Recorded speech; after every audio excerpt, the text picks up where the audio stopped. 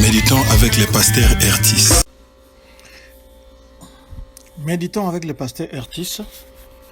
Nous sommes mardi le 23 juillet 2019. Nombre 21, 1 à 20 est le texte de notre méditation d'après le lecteur de la Bible 2019. Nous aurons deux questions principales. La première, c'est de quoi ou de qui parlent ces versets. Et la seconde question, c'est y a-t-il un exemple à suivre ou à ne pas suivre?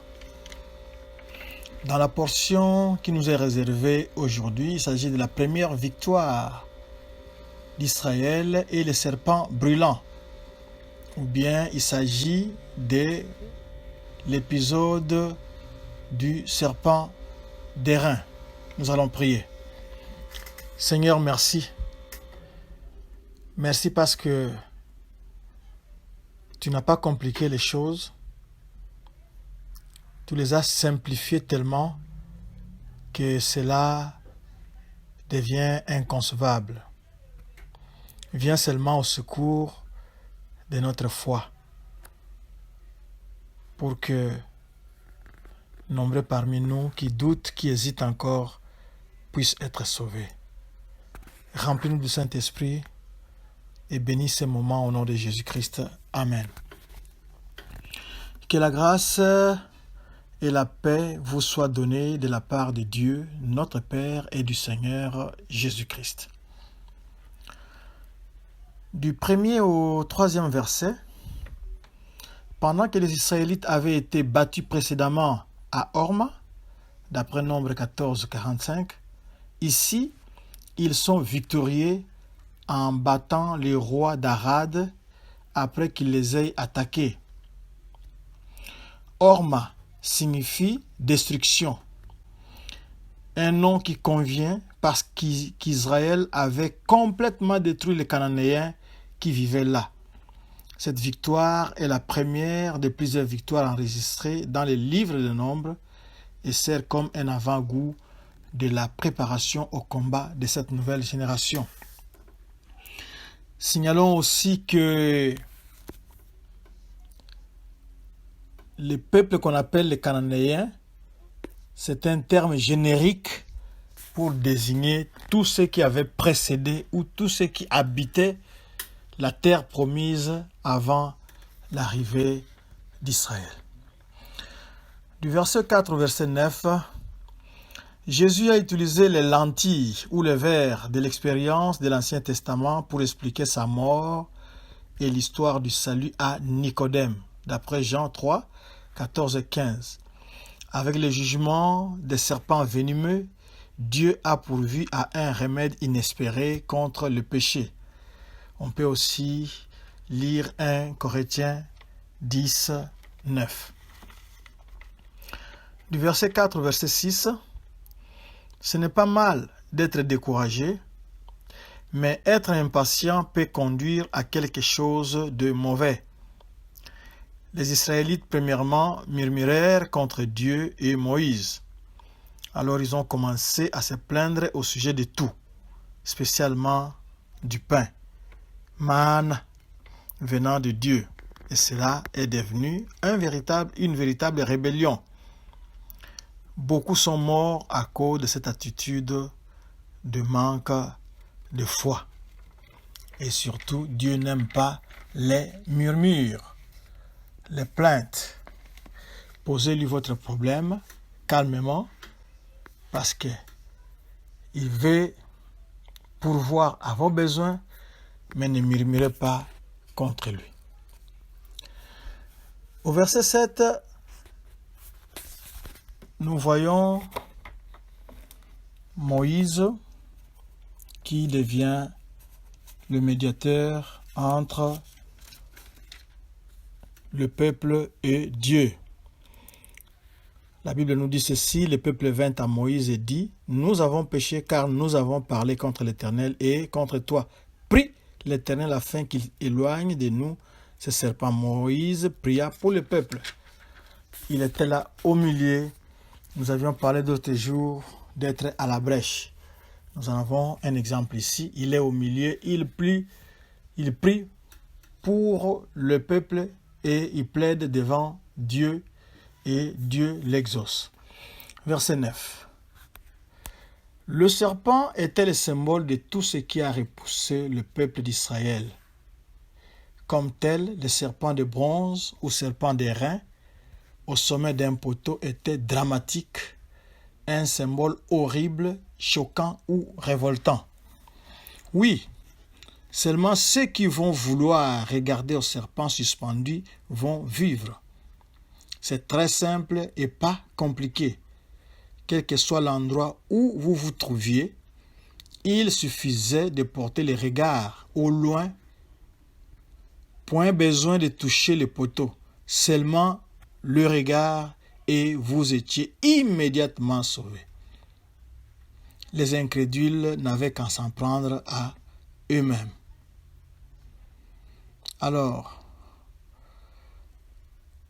le serpent suspendu au poteau avait le même effet que Christ suspendu sur la croix. C'était horrible, mais c'est la seule voie du salut. Vous pouvez lire Jean 3, 14 à 15. Alors, nous pouvons nous permettre de donner une formule pour être sauvé. Voici la formule. Quiconque croit en Jésus-Christ a la vie éternelle. Quiconque croit en Jésus-Christ est sauvé. C'est quiconque là, ça peut être vous. Si vous n'avez jamais cru, si vous n'avez pas encore cru en Jésus-Christ, c'est vraiment très simple. Croyez seulement en lui et vous serez sauvés. C'est très simple comme Israël. Vous devez simplement regarder le serpent. Quelque chose, c'était pas compliqué. Même si vous étiez aveugle, tournez seulement vos regards dans la direction du poteau et automatiquement l'effet de la morsure de serpents brûlants ou de serpents venimeux du désert cessait plutôt dans votre corps et vous ne mouriez pas, vous étiez sauvés. Donc la formule est très simple. Quiconque c'est vous, croyez en Jésus et vous avez la vie éternelle.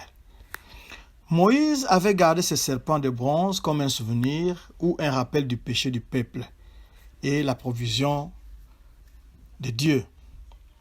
Éventuellement, plus tard, quoique Ézéchias c'était un des rois d'Israël et il détruit le serpent parce qu'il était devenu une idole du peuple, d'après 2 Rois, chapitre 18, de 1 à 4. Donc ce serpent que Moïse avait gardé comme souvenir pour rappeler au peuple son péché et comment Dieu avait donné la solution. Plus tard, il était devenu une idole.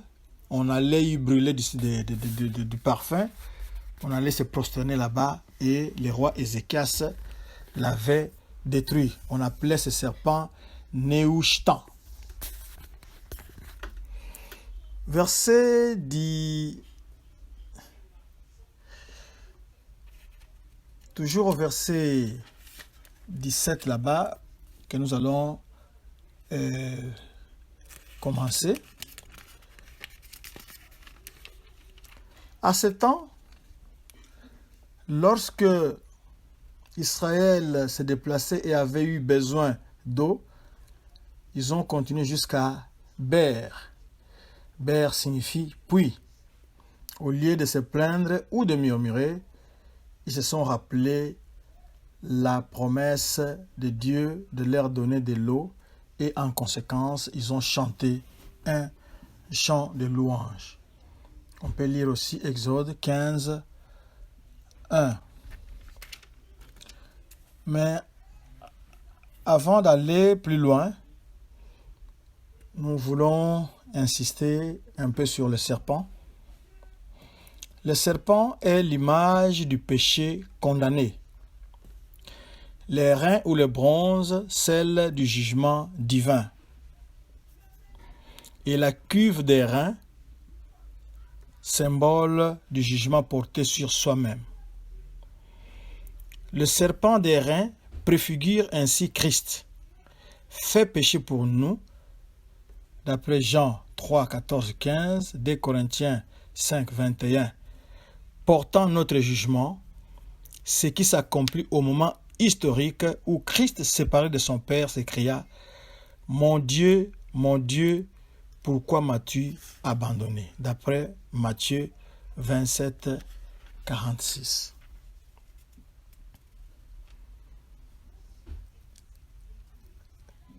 Du verset 16 au verset 17, nous louons cette attitude du peuple d'Israël qui ne se plaint pas, mais qui chante des louanges à Dieu. C'est vraiment une bonne attitude parce que Dieu n'aime pas, Dieu est haïr, il est les murmures. Et quand on murmure, il sévit sévèrement.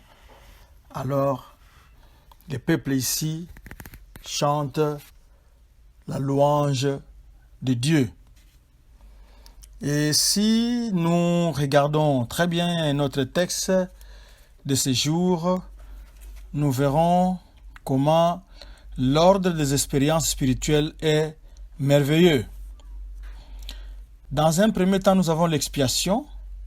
C'est dans Nombre 21, 8 à 9. On peut y retrouver aussi la même idée dans Jean 3, 14, 15. Après l'expiation vient l'eau vive, symbole de l'effusion de l'Esprit. On peut lire Nombre 21, 16 et Jean 7, 37 à 39. Après l'eau vive, il y a la joie d'après Nombre 21, 17 à 18. On peut aussi lire Romains 14, 17. Et enfin, il y a la puissance d'après Nombre 21, de 21 à 24 ou 2 Corinthiens 2, 14. 21 à 24, ça sera une prochaine lecture. Le peuple a changé d'attitude, le peuple chante en l'honneur de Dieu.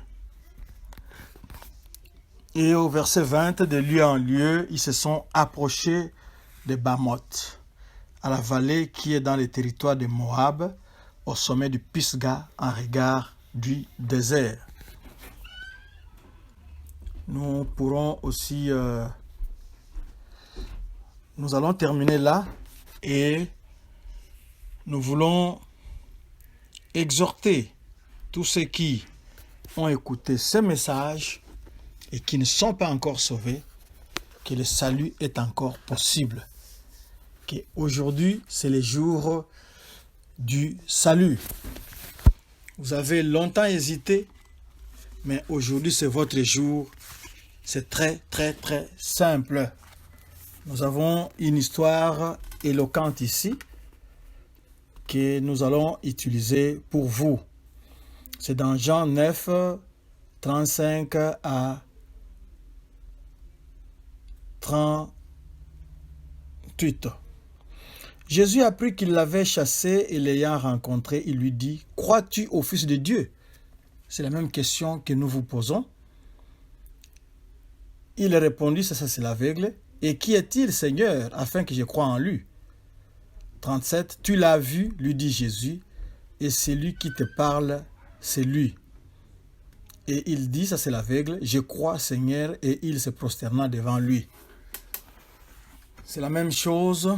Crois-tu, toi qui viens de m'écouter et qui n'a pas encore reçu Jésus-Christ, qui ne croit pas encore en Jésus, parce que l'affaire des serpents brûlants, c'est seulement une affaire de foi.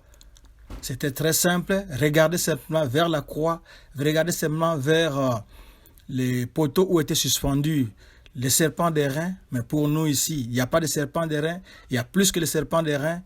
Il y a la croix de Jésus. Regardez à Jésus fixé, suspendu sur la croix, qui a pris votre place pour que vous ne mouriez pas, mais pour que vous soyez sauvés. Si vous y croyez, nous allons prier. Vous allez répéter cette prière après moi. Seigneur Jésus, merci d'avoir pris ma place à la croix. Je crois en toi, je crois en ton sacrifice. Et je t'invite, entre dans ma vie. Merci de me sauver. Merci Seigneur, nous t'abandonnons tous ceux qui ont cru en ce moment pour que tu les remplisses du Saint-Esprit et que tu commences une nouvelle aventure, une nouvelle marche dans la bonne direction avec toi. Bénis aussi tous ceux qui ont médité avec nous au nom de Jésus-Christ. Amen. Pour retrouver notre méditation, allez dans www.églisedoxadeo.com/sermon/blog. Que Dieu vous bénisse.